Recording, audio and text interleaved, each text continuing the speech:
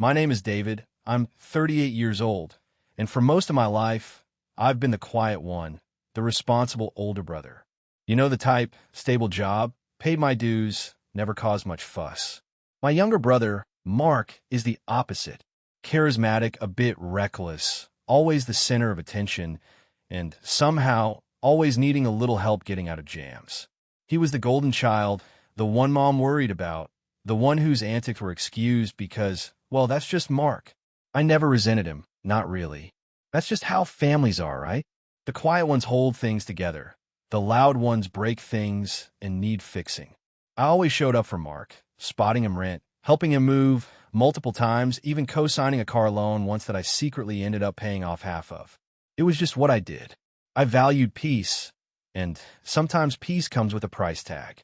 A couple of years ago, Mark met Sarah.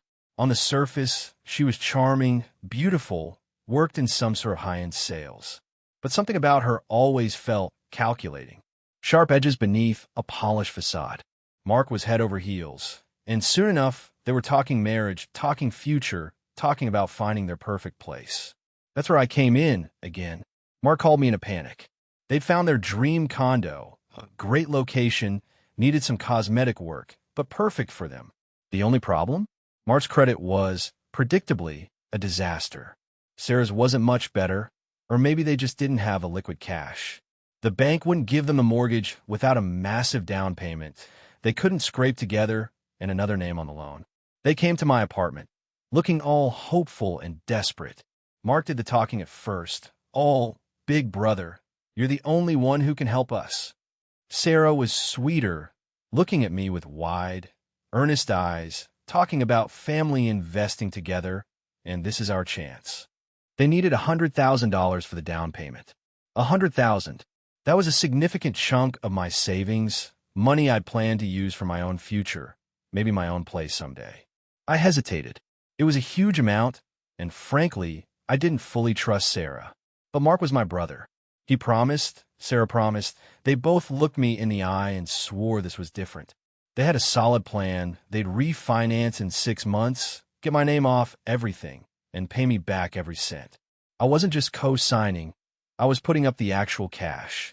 Given the amount, I insisted on a simple written agreement outlining the terms. The $100,000 was a loan for the down payment. My name would be removed from the title and mortgage within 8 months, and if not, we'd reassess repayment. They both signed it without a fuss, relieved I was saying yes. I told myself I was doing the right thing for my brother. Deep down, a little voice worried I was just being the reliable ATM again. 8 months came and went. No word about refinancing. When I casually asked Mark, he just said, "Oh, yes, soon. Markets are tricky, you know." Sarah avoided the topic entirely.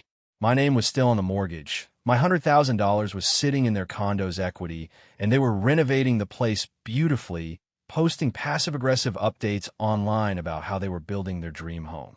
Then came the wedding invitation. Lavish, embossed, mentioning a vineyard venue that probably cost more than my annual salary. It arrived in the mail, no personal call or text from Mark asking if I could make it. If I wanted to bring a date, the invite said plus guest, a generic courtesy I assumed. When I texted Mark a simple question about the dress code, he replied 2 days later with just a thumbs-up emoji. That was it. Not can't wait to see you, not drive safe. Just a thumbs up. The familiar feeling of being an afterthought pricked at me, but I RSVP'd yes anyway. Family obligation. You show up. The wedding day was one of those intensely bright, late summer afternoons. Hot, humid, everything smelled of money and lilies. I drove 2 hours, navigating winding country roads to reach the vineyard. The place was stunning, rows of vines stretching out, a fancy tent set up for the reception, hundreds of chairs arranged for the ceremony overlooking a valley. I felt a familiar pang of being slightly out of my element in my perfectly respectable, but not designer suit. I had my gift, a generous check, certainly more than they'd spent on my dinner plate if I was even getting one. I still believed in the gesture, the family support. I found a welcome table, manned by a young woman with a clipboard. I gave my name, David Miller. She scanned the list, frowned, scanned again, then flipped through some pages. Miller. David Miller. Oh, here it is. She scribbled something on a sticky note, barely looking up. Just you, right? No guest. I confirmed it was just me, a little thrown by her abruptness. Right, she said, finally meeting my eyes, a hint of awkwardness there. She gestured vaguely towards the back, past the last rows of chairs. We're pretty full. Seating got a little tight, with some last-minute additions on the bride's side. There's some standing room, over by the hedge. Standing room, by the hedge. My brain stalled. No seat. At my brother's wedding? I blinked, trying to process. Standing room. She offered a weak smile and a shrug. Sorry, bridal party's got a lot of friends. I just nodded numb. I started walking towards the back, towards the standing room. As I walked, I scanned the chairs. My parents were there, beaming. Some cousins I hadn't seen in years. Mark's old college roommates. Sarah's sprawling family. And then I started noticing the others. A woman I recognized as Sarah's makeup artist from pictures. A couple of people who looked like they worked for the catering company, chatting and fanning themselves. Someone who seemed to be just managing the sound system. All of them seated, but not me. The quiet, reliable older brother who wrote the $100,000 check that helped pay for the roof over their heads. I found a spot near the back, by a trellis, feeling utterly invisible. I clutched the gift envelope, the cheerful design suddenly feeling like a cruel joke. Swallowing the lump in my throat, I told myself, don't make a scene. It's Mark's day. Just then, Sarah emerged, stunning in her dress, radiant and commanding. She scanned the crowd from the front, her eyes momentarily landing on me. A flicker of recognition. Maybe. Then, she gestured with a perfectly manicured hand, not unkindly, but with pure, breezy dismissal. "Oh, David," she called out, her voice carrying just a little too well. "You can stand over there by the trash bins. We're just completely out of seats that matter up here." She laughed a little, a light, social sound, then turned back to chat with someone closer to the front. My breath hitched. The trash bins. Not just standing room, but standing room by the trash. And the casual cruelty of seats that matter.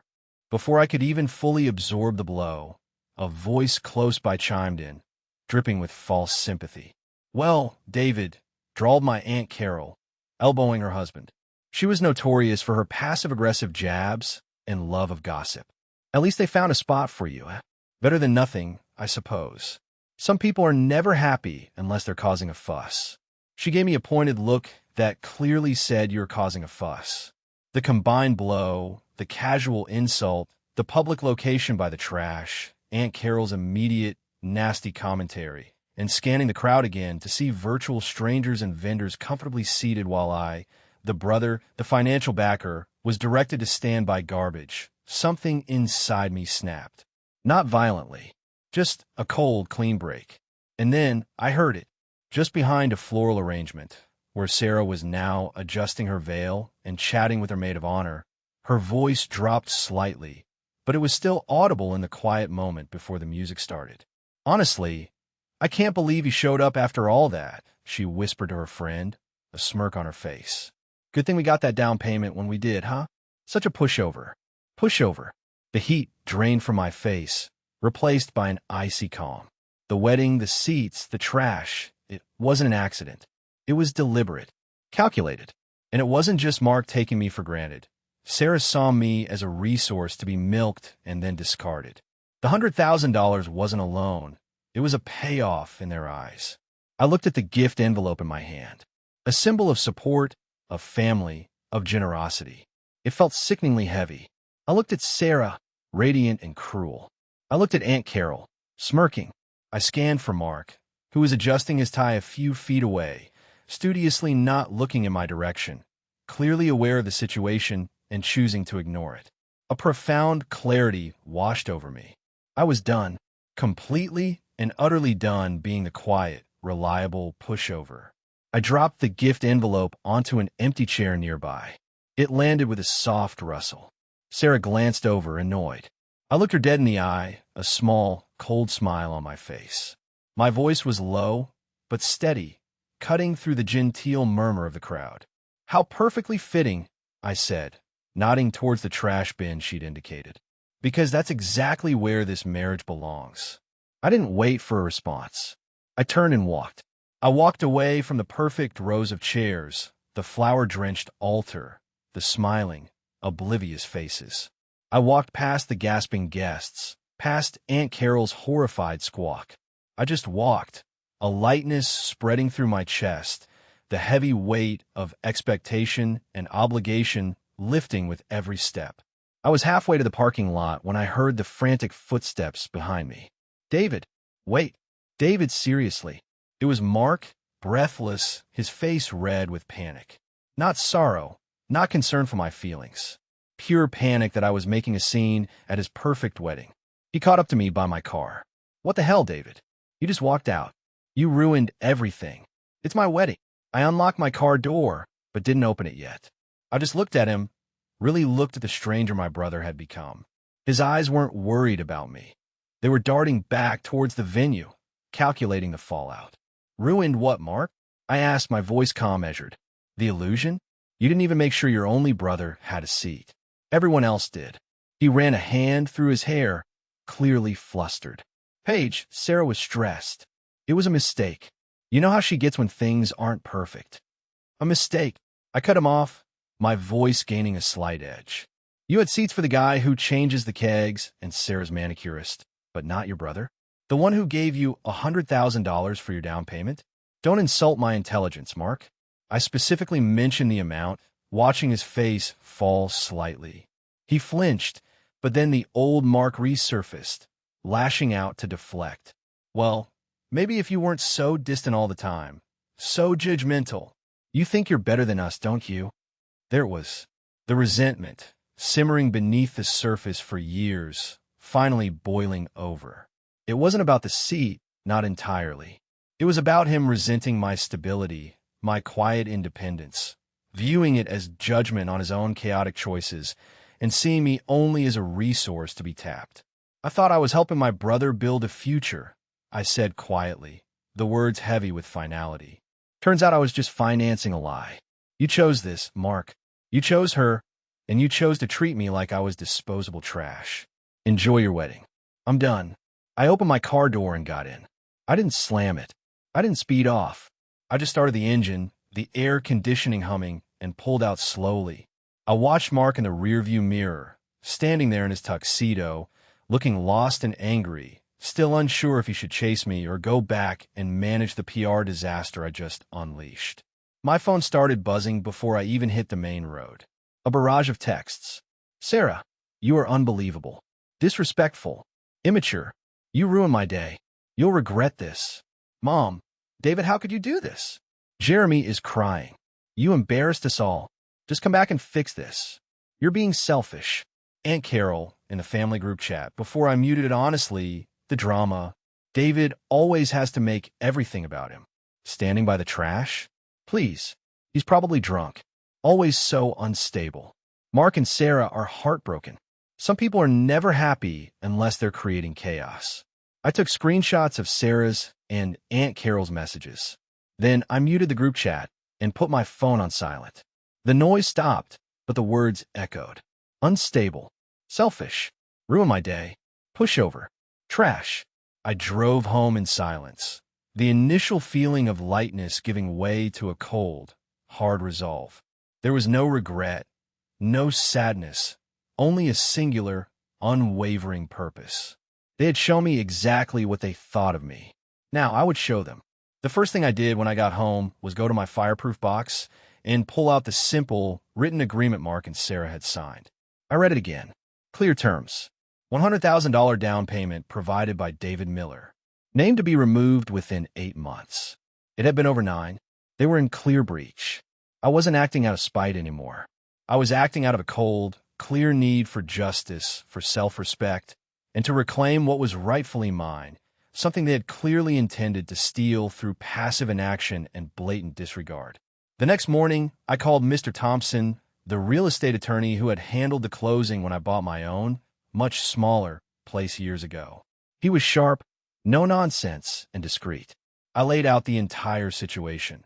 The down payment, the signed agreement, their failure to uphold it, the wedding incident as clear evidence of their attitude and intent, the texts, Aunt Carol's public defamation. Mr. Thompson listened patiently. "Mr. Miller," he said after I finished, "based on a written agreement and your documented financial contribution, your position is very strong. You have several options. You can force a sale of the property, yes. But you can also demand immediate repayment of your $100,000, plus interest, plus legal costs, plus damages for breach of contract and potentially fraud. As a co-owner, you could even technically demand occupancy, force them to vacate, and then sue them for damages and back rent for the time they've lived there using your funds while freezing you out."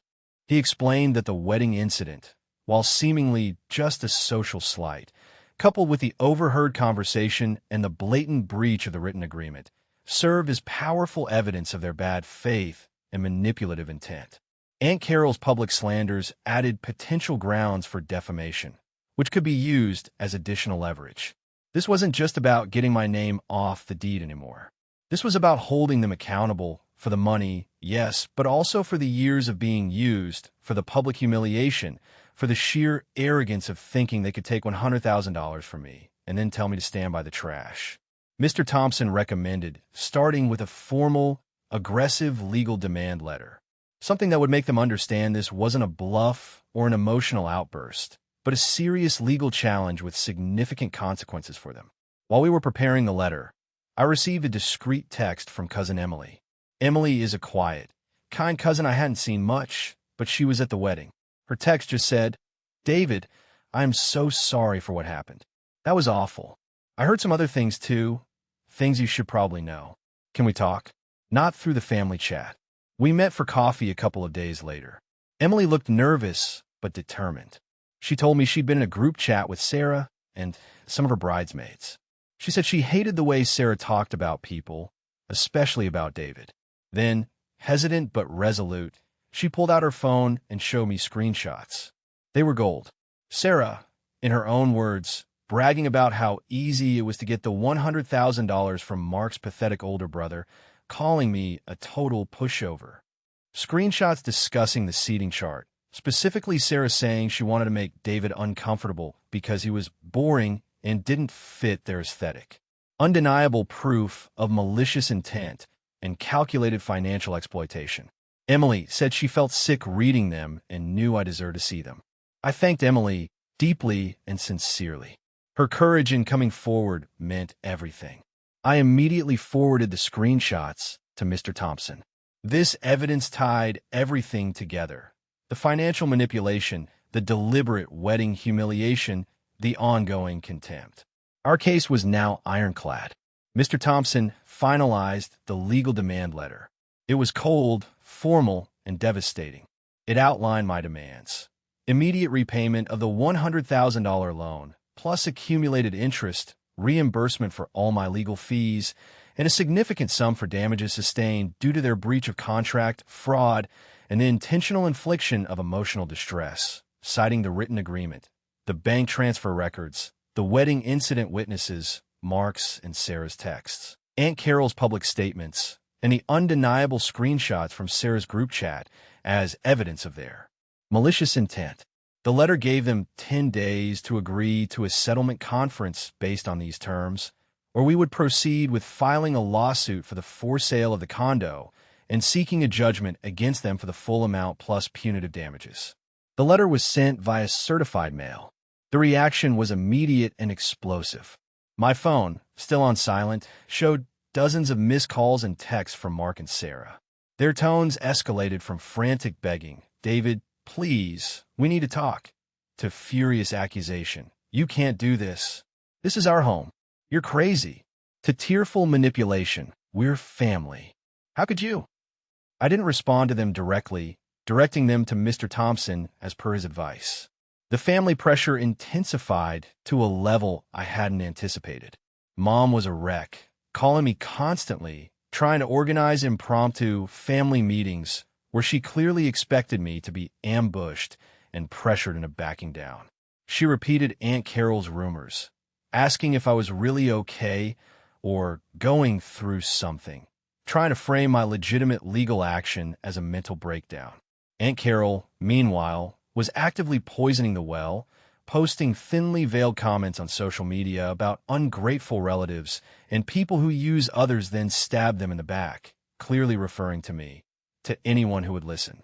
Cousins and other relatives started reaching out, some expressing concern, others openly taking sides, accusing me of being greedy and cruel. Mark and Sarah's lawyer finally contacted Mr. Thompson. Their tone was initially dismissive, implying I was overreacting. But when Mr. Thompson presented them with the evidence, the signed agreement, the bank records, and the screenshots from Sarah's group chat, their demeanor shifted dramatically. The screenshots, Emily's quiet act of bravery with a smoking gun. They proved intent, malice, and fraud. Their lawyer came back with an offer, a formal settlement proposal. They offered to pay me $20,000 to drop all claims and sign off on the condo. $20,000 for a $100,000 down payment, plus interest, plus damages, plus legal fees on a property easily worth $500,000. It was beyond insulting. It confirmed, one last time, exactly how little they valued my contribution, my trust, my family tie. I didn't need to think about it. I instructed Mr. Thompson to reject the offer immediately and unequivocally. We would not be settling. We were proceeding with legal action as outlined in our demand letter. There would be no more negotiations, only consequences. The mediation session was brief and tense. Sitting across from Mark and Sarah, seeing the fear in their eyes, didn't give me the satisfaction I might have expected. Just emptiness. Mark tried a few times to speak, to plead, but his words felt hollow, coached. Sarah looked brittle, furious but cornered. Their lawyer made a slightly higher offer, maybe $35,000, citing their inability to pay more, their fresh marriage, their dream home. Mr. Thompson calmly reiterated our demands, backed by the stack of evidence. He made it clear we weren't negotiating from a place of desperation, but from a position of legal strength. He mentioned the potential for punitive damages given the evidence of fraud and malice. I spoke only once, directly to Mark and Sarah, ignoring their lawyer. "You show me where I stood," I said, my voice quiet. "By the trash.